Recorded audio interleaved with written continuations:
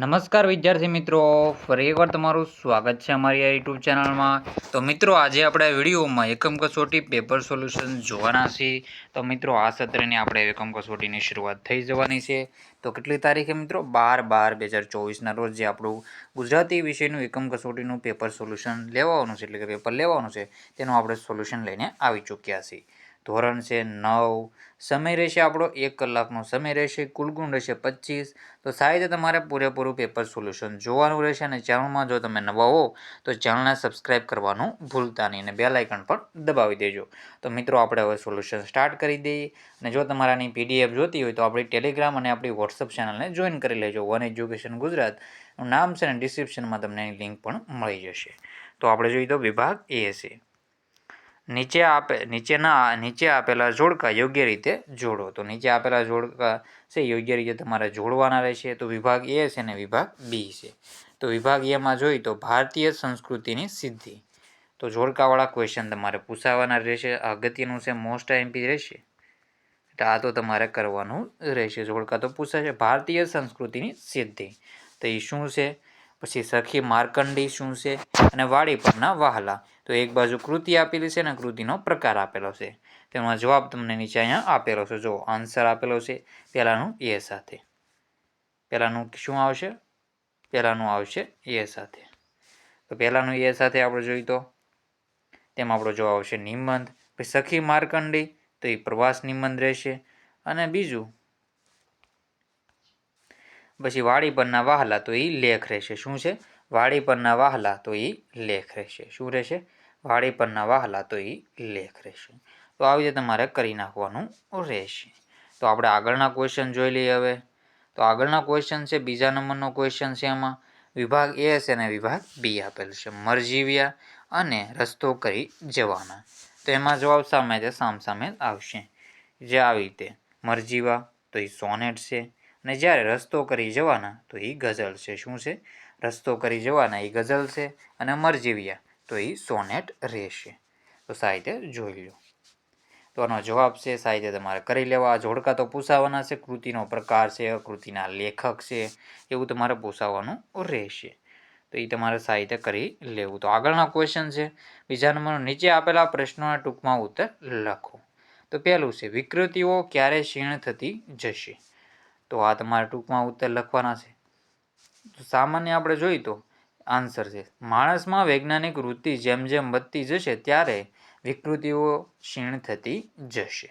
બીજા નંબરનો ક્વેશ્ચન છે મરજીવ્યા દરિયામાંથી શું શોધી લાવ્યા.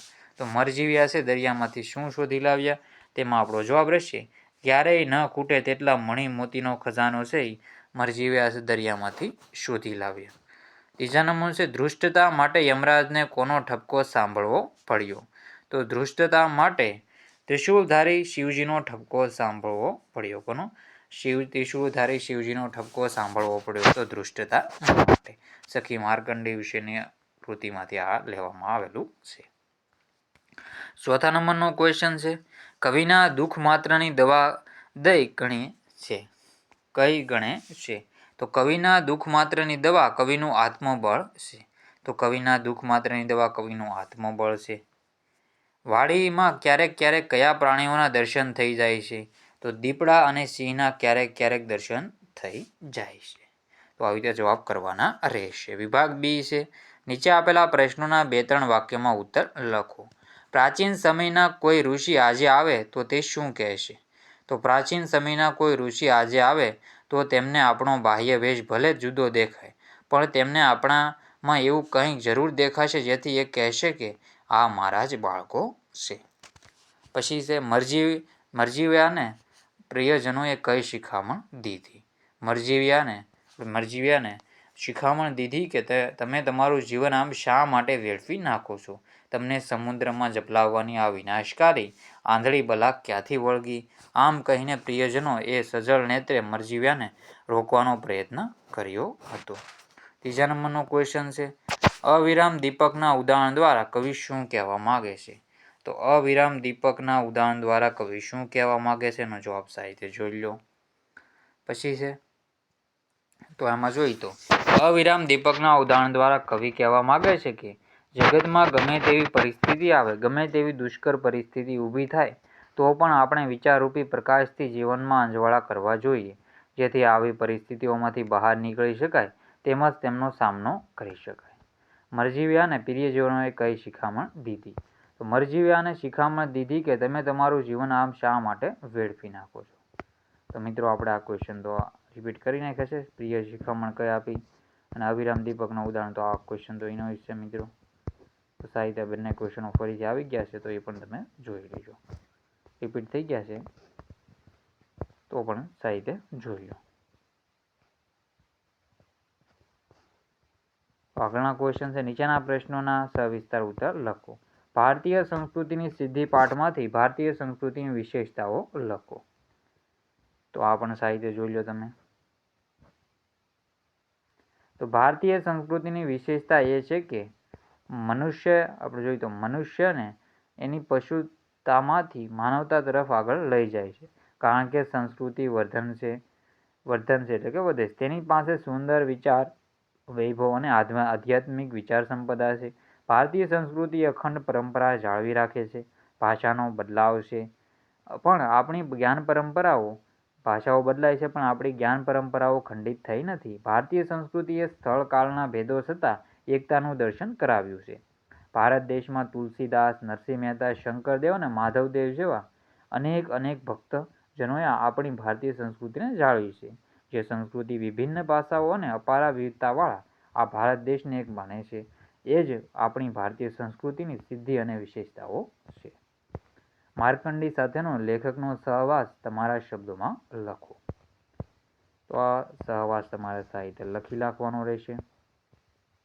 જવાબ સાહિત્ય જોઈ લો,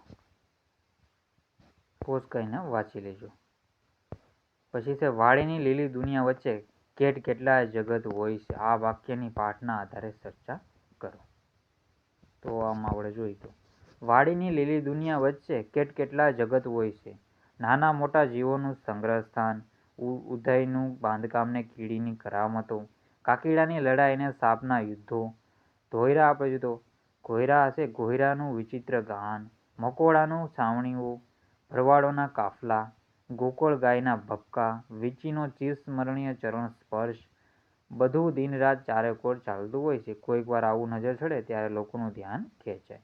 વાડીમાં અળસિયાનો ગોળો કરીને આરોગતો ડેટકો, નાના સસલાથી ફટાફટ પેટ ભરી પગદળ પર સૂતા સાપો, કાગડાઓ વચ્ચેનો માર્ગો કાઢતા ઘુવડ શેરડીના શોખીન શિયાળ, મરઘીના બચ્ચાને ચોરીને ઘેર ભેગા કરતા ઉંદર, જેમ જોવા માટે એમ પશુઓને વળગતી જીવાતો વીણતા બગલા, પાકને બગાડતી ઈયળો સાફ કરતા પક્ષીઓ, શેઢાળીને શેળા, પછી વણિયલને સબાદિયા, ઘોરખોદિયાને ભૂંદડા, પછી હરણા અને રોજડા, ક્યારેક તો દીપડાને સિંહના પણ દર્શન થઈ જતા હોય છે. આમ વાડીમાં અનેક નાના મોટા જીવજંતુઓ હોય છે. વિભાગ સી સમાનાર્થી શબ્દો વ્યાકરણ વિભાગ છે. સાવધ, તો સાવધ તો જાગ્રત સજાગ. શું? જાગ્રત સજાગ થશે. રત્નાકાર તો અબધી, સમુદ્ર, દરિયો, મેરામણ એવા બધા છે. દરિયો, સમુદ્ર એના બધા રત્નાકાર સમુદ્રના થાય છે. પછી છે પ્રપાત તો ધોધ, જખમ તો ઘાવ, શાંતિ આવી શાંતિ તો શું છે? હળ. શાંતિ તો શું છે? હળ. શાંતિ તો છે તે હળ. પછી છે વિરુદ્ધાર્થી શબ્દ આપો. પ્રાચીન તો અર્વાચીન, અભિમાન તો નિરાભિમાન, વિકરાલ તો સુંદર, વરદાન તો શાપ, પ્રત્યક્ષ તો પરોક્ષ. શું? પ્રત્યક્ષ તો થશે પરોક્ષ. પ્રત્યક્ષ તો પરોક્ષ. આ બધા વિરોધાર્થી શબ્દો રહેશે. સાહિત્ય જોઈ લો. પછી છે સંધિ જોડો અને છોડો. તો સૂર્ય પ્લસ અસ્ત તો સૂર્યાસ્ત, પરી પ્લસ ઈક્ષા પરીક્ષા, મહા પ્લસ ઋષિ તો મહર્ષિ, સ્વ પ્લસ ઈચ્છા સ્વેચ્છા, સંતોષ. વિસર્ગ સંધિ. વિચાર વિસ્તાર કરો. મળતા સંતો બીજાઓને સુખી કરે, બળતો ધૂપ સુવાસિત બધું કરે. તો વિચાર વિસ્તાર તમારે ગમે તે પૂછાઈ શકે, પણ આપણે ઉદાહરણ તરીકે લાવ્યા છીએ. તો આપણે સાહિત્ય જોઈ લો. પછી છે વિપત પડે ના વલખીએ વિપત ના જાય, વિપતે ઉદ્યમ કીજીએ ઉદ્યમ વિપતને ખાય. તો સાહેબ તમારે આ સોલ્યુશન જોઈ લેવાનું રહેશે અને ચેનલમાં જો તમે નવા હો તો ચેનલને સબસ્ક્રાઈબ કરવાનું ભૂલતા નહીં, બેલ આઇકન દબાવી દેજો અને આપણી one education Gujarat WhatsApp channel અને ટેલિગ્રામ ચેનલને જોઈન કરવાનું ભૂલતા નહીં. તો મિત્રો વિડીયોને એન્ડ કરીએ છીએ. જય હિન્દ, જય ભારત.